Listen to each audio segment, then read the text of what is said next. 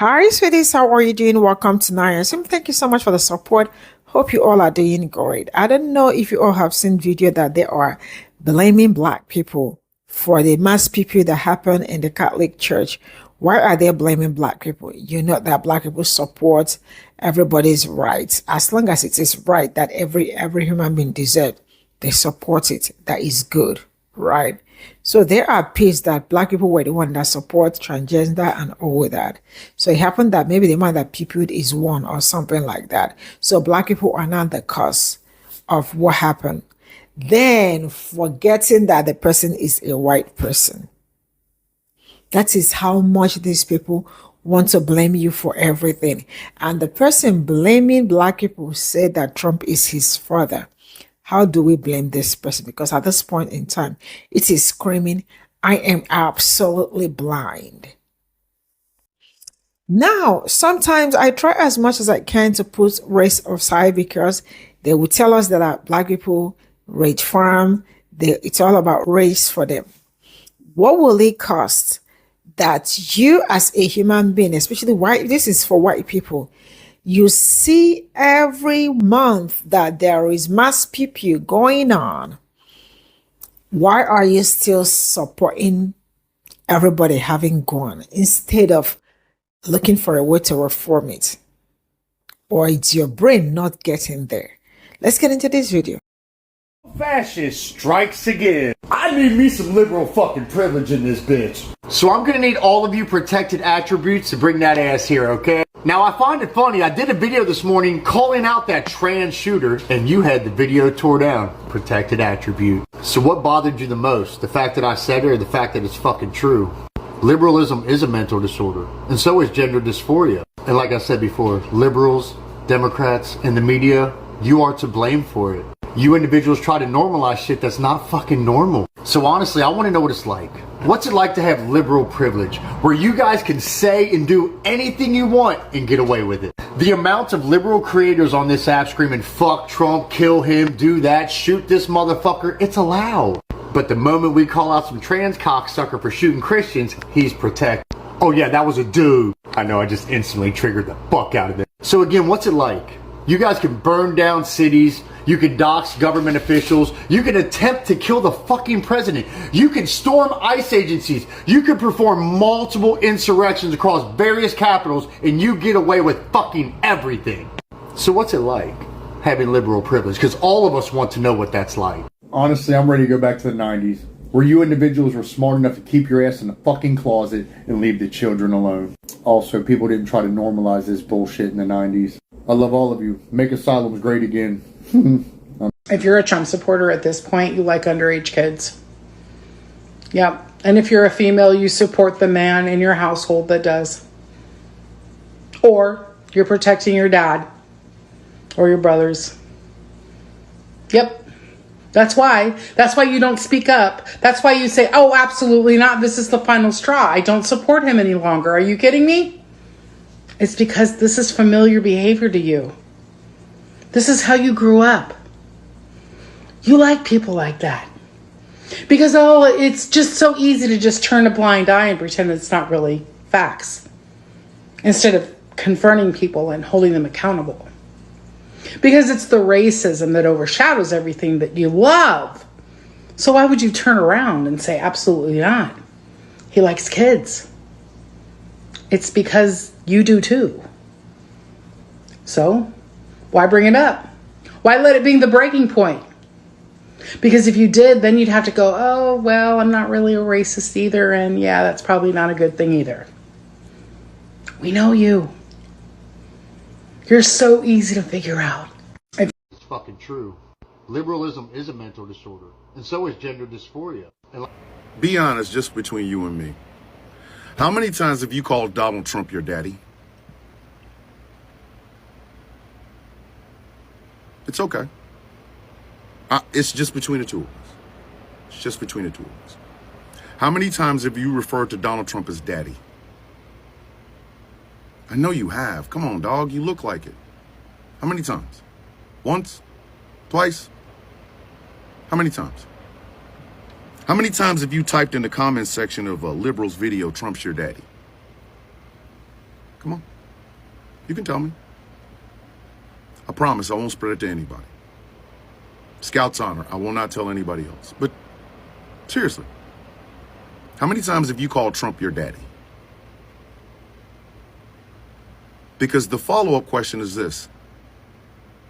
Don't you know who your father is? Haven't you met him a couple of times, two, three times?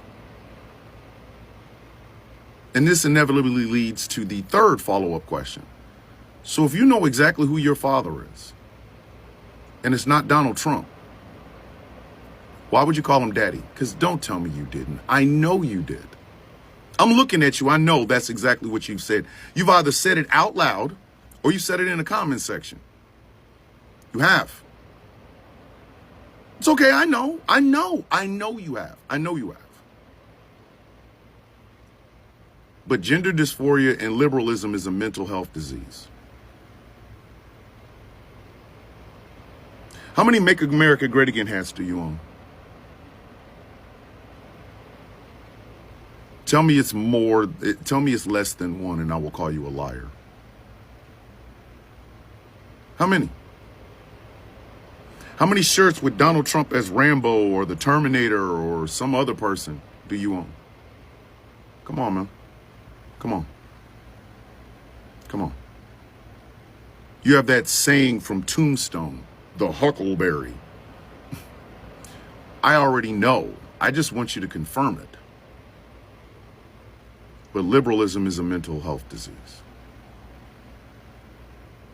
Do you see now what I'm getting at? Do you? Is it becoming clear to you? You can never call anything or anyone mentally ill. Because in the past 10 years, you went from having absolutely no personality other than being this white dude to being the biggest MAGA supporter on earth. And you've referred to that man as daddy more than once. Maybe not out loud. Maybe your balls ain't that big. But I know you've done it in somebody's comment section. I know you have. I'm pretty sure in casual conversation, once he won the election, you were probably like, daddy's back, weren't you? Weren't you? So who really truly has mental health disease? You want to talk about that shooter? Do you? Oh, they were trans. What about the numerous amount of ones that look just like you? The Las Vegas shooter wasn't trans. The shooter at Marjorie Stoneman Douglas wasn't trans. The shooter at Sandy Hook wasn't trans. What's the matter? Nothing? Got nothing to say? Nothing? See, I understand. Before Donald Trump showed up, you had no personality whatsoever. You were probably feeling really bad about your lot in life. And it's understandable. I mean, I get it. But then he came along. You became confident in yourself, which in and of itself is a mental health disease. Why would you let a politician give you the wings that you have never had or the balls you've never had? Why do you worship that man? Because I know you do. I know you do. You're probably insufferable with worshiping Donald Trump. Just like people just like, oh, fuck, here he comes. You got that big ass cross around your neck. I bet you believe that Donald Trump's a Christian too, don't you? Don't you? A man who cheated on his first wife with his second wife, cheated on his second wife with his third wife, cheated on his third wife with a porn star and 2 Playboy bunnies. Yeah, he's a Christian. You had no personality before Donald Trump showed up. None. So, and I know you're going to have a problem. You're probably going to take this video and do whatever. That's fine. I don't care. I don't. But just between you and me, and again, this is just between us. It's just between us. I know you've called Trump daddy. I know you have. And I also know you probably know who your father is. Probably a decent guy. Or maybe he's a MAGA supporter, in which case, no.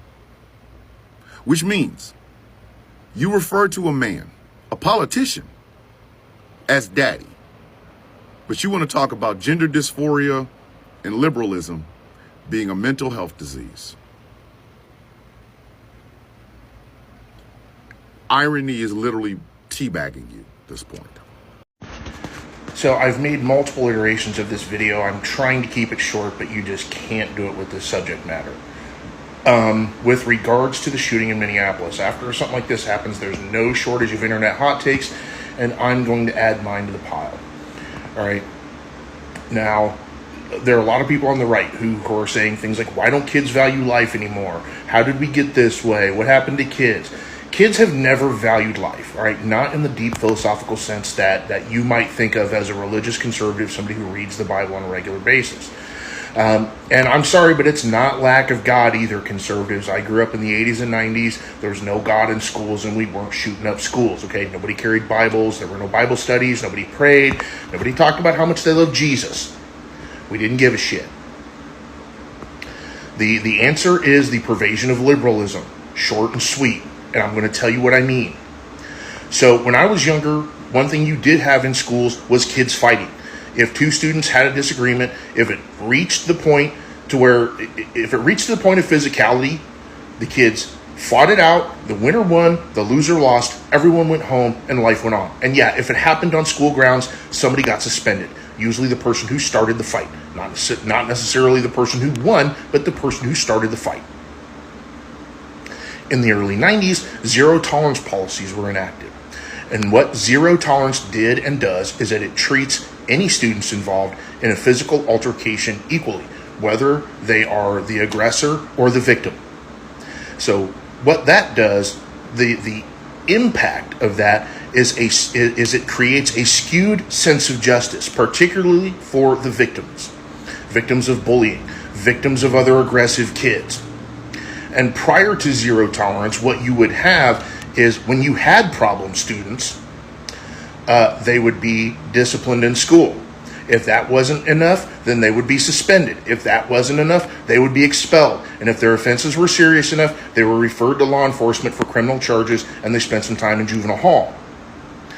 As of late, that doesn't happen because under the Obama administration, policies were enacted that tied escalation to funding. So if a school district or a school had a certain number of criminal referrals, that school would lose funding. That's what happened in the case of the Parkland shooter. Nicholas Cruz had multiple referrals to law enforcement, and yet nothing ever came of it because the school district didn't want to lose funding. My nephew was being ceaselessly bullied. And I will name the school system as Carlisle School District. My nephew was being ceaselessly bullied. These kids were brazen.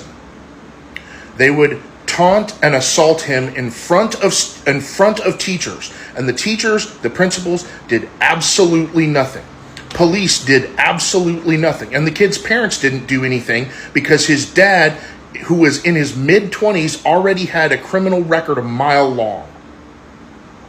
And the one day that my nephew decided to stand up for himself and hit one of these kids back, he got suspended along with the other two. That's what zero tolerance does. These teachers and administrators are 0% effective at meting out discipline to problem children. These problem children remain in the classroom environment. They continue to disrupt. They continue to antagonize and to aggress and to bully. And nothing is solved. Nothing happens until someone finally snaps and they strike out at who they perceive as the problem, whether that be the actual problem, which is the student that's bullying them, or whether it's other students who they feel were complicit because they didn't stand up and defend them, or whether it's teachers and administrators. These people become targets. It's even more pronounced in the case of these trans shooters, because these trans shooters are receiving messages from the mainstream left, the rank and file of the Democrat Party, and the rank and file political left, that their identity, that their mental illness should be validated and affirmed by people who do not have a mental illness. And they feel that if their mental illness is not validated, is not affirmed by people who are not mentally ill, then an act of violence is being committed against them. These people are told, these leftists say, words are violence, speech is violence. And these people feel justified in responding to words or lack thereof with violence. That's it, short and sweet. Pervasion of liberalism. The answer isn't too many guns. All right. Before the National Firearms Act was passed, if you wanted to, you could go into a gun store, you could buy 1,000 Browning automatic rifles and a pallet of ammunition and take it home, and nobody was shooting up schools. Before the Gun Control Act of 1968 was passed, you could order 1,000 M1 rifles and have them sent to your home along with a pallet of ammunition, and nobody was shooting up schools. Access to guns isn't the problem. Liberalism is. Let me just make sure I heard this shit right.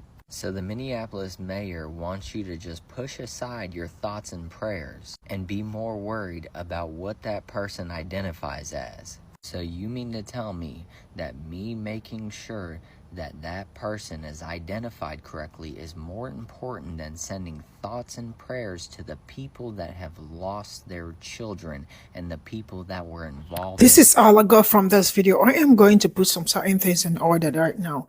Now, the white people are just being unnecessarily dramatic these days. You all remember the mass Pe0ple that happened in Annunciation Catholic Church, right? Who did that? So I think the person is